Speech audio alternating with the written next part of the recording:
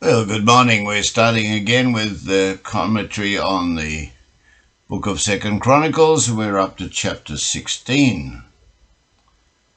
Today's chapter, Asa is reproved by Hanani the seer. In the 36th year of the reign of Asa, Baasha the king of Israel came up against Judah and built Ramah, to the intent that he might not let none go out or come in to King Asa of Judah. He was stopping people going up to the temple in Jerusalem to worship the God of all of Israel, or to do business with the people of Jerusalem. This was not a good idea.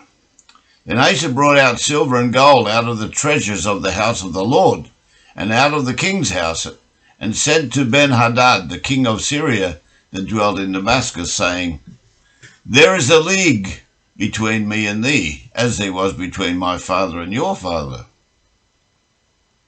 Behold, I have sent you silver and gold. Go break your league with Baasha the king of Israel, that he may depart from me. Now in the previous chapter, King Asa had led the whole nation of Judah and Benjamin, as well as priests and the Levites, to make an oath, and that oath was before the Lord, and to seek him with all their hearts, their whole hearts, and the Lord had promised that in return he would be there for them in all situations. But here he is now robbing the treasury from God's temple to give them to an unbelieving king. How quickly people forget their oaths when their faith is tested. People must always remember that money given to the temple or to a church is God's money, not their money, and they are accountable for its use for God's glory, not for every whim that comes along. In this instance, it is not even recorded that King Asa went to the seer or the prophet to ask the Lord for guidance, to ask the Lord for what action he should take. He just went off and made decisions based on the surroundings that he saw at the time. He was making decisions for God's people based on worldly situations around him. Not good. And Ben-Hadad hearkened unto King Asa, and sent the captains of his armies against the cities of Israel. And they smote Ijon and Dan, and Abel-maim, and all of the store cities of Naphtali. And it came to pass that when Baasha heard it, the king Baasha heard it, that was the king of Israel, that he left off building of Ramah and let his work cease. Then King Asa took all of Judah, and they carried away the stones of Ramah, and the timber thereof, wherewith Baasha was building, and he built therewith Geba and Mizpah, with those supplies that Baasha had brought to build his town of Ramah. Now we have an ethical and spiritual dilemma. King Asa did not fight against King Baasha, so the stones and the timber of Ramah were not spoils of war. Therefore, he stole them from Baasha to build these two towns. Whether we like to call it opportunistic gathering or not, this was stealing. And now King Asa has broken a fundamental commandment of God. Thou shalt not steal.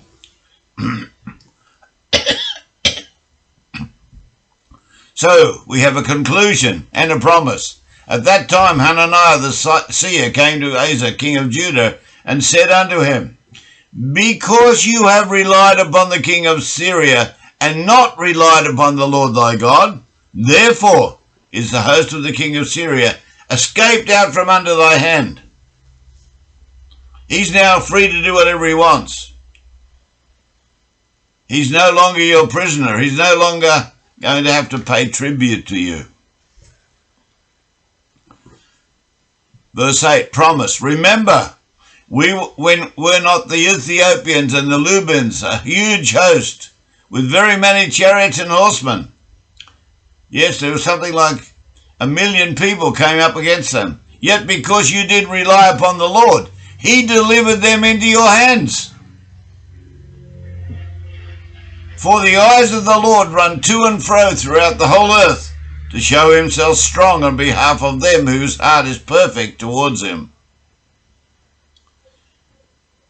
I'll say that again.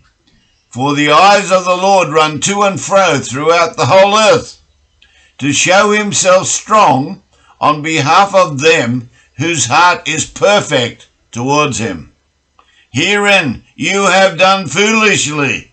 Therefore, from henceforth you shall have wars.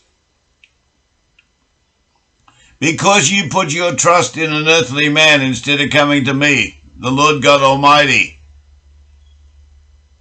From now on, I'm removing my protection from you. You're going to have wars. Then Asa was very angry with the seer and put him in the prison house, for he was in a rage with him because of his message.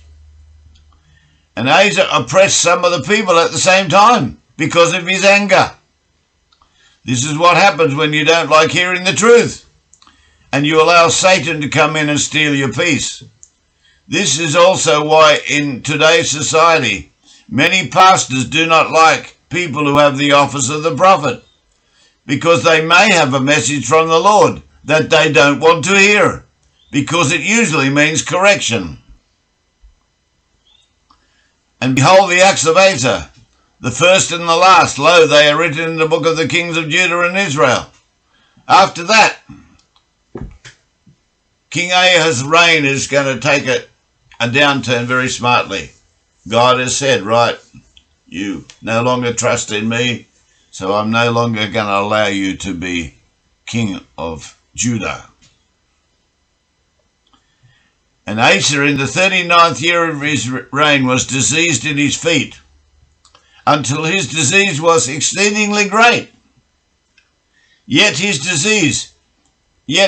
disease he sought not the Lord, but he kept going to physicians. He still had not learned his lesson, to trust the Lord in all things and in all situations. It is suggested that he suffered from severe gout because of his lifestyle and eating habits, which prevented him from walking, and was under severe pain. And Asa slept with his fathers and died in the 41st year of his reign.